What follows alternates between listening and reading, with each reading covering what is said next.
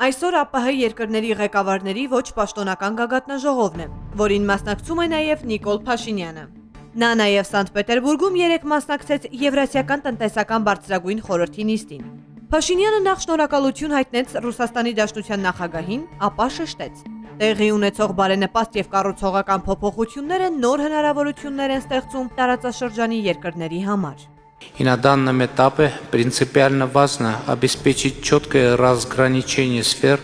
применения национальных механизмов и сфер, в которых сохраняется приоритет национальных компетенций и суверенных решений, что обеспечит устойчивость интеграционных процессов. Այնուհետև Փաշինյանն իր երախտագիտությունը հայտնեց Ադրբեջանի նախագահին, Ադրբեջանի տարածքով Հայաստանի բեռների տարանցումն ապաշրջափակելու որոշման համար։ Հիշենք, որ նույն ոգով ամիսներ առաջ ԵՄ Հայաստան խորհրդարանական գործունեության կոմիտեի 4-րդ նիստի ժամանակ իշխանությունները Հայաստանի ապագան ու հնարավոր զարգացումը կարծես թե նշмарում էին Եվրամիության կազմում։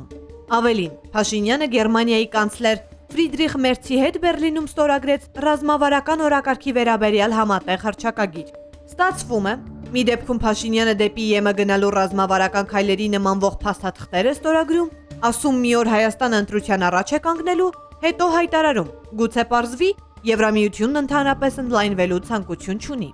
Եվրասիական տնտեսական միությունից դուրս գալը ինքը նպատակ չի, բայց մյուս կողմից Եվրամիության անդամ դառնալը նպատակ է, եւ ես երեք էլ դա այդ հանդիպումը երևի հրապարակային չի եղել, այդ հարցը էլի հնչեց, մենք հասկանում ենք, որ Եվրամիության եւ Եվրասիական տնտեսական միության միաժամանակյա անդամակցությունը հնարավոր չի եւ մենք հասկանում ենք, որ կա ինչ-որ մի կետ, որ պետքա որոշում կայացնել, բայց այսօր այդ կետը չի։ Ինչ է նշանակում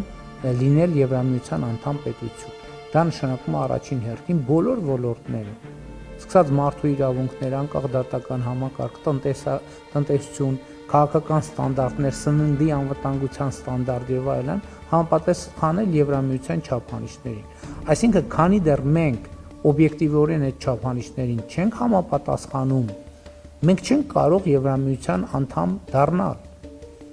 Հետևաբար, այդ ճանապարհին առաջին խնդիրը Եվրամիության ստանդարտներին համապատասխանող երկիր ունենալն է։ Այստեղ թերևս մի հարց է մնում տալ Նիկոլ Փաշինյանին։ Եթե ԵՄ գնալն այսքան անորոշ էր, այդ դեպքում ինչու են Եվրամիության հետ ասոցացման պայմանագրի շուրջ գործընթացներ արվում Հայաստանում, օրենք ընդունում դժգոհության նոտա առաջացնելով Հայաստանի ռազմավարական գործընկեր Ռուսաստանի մոտ։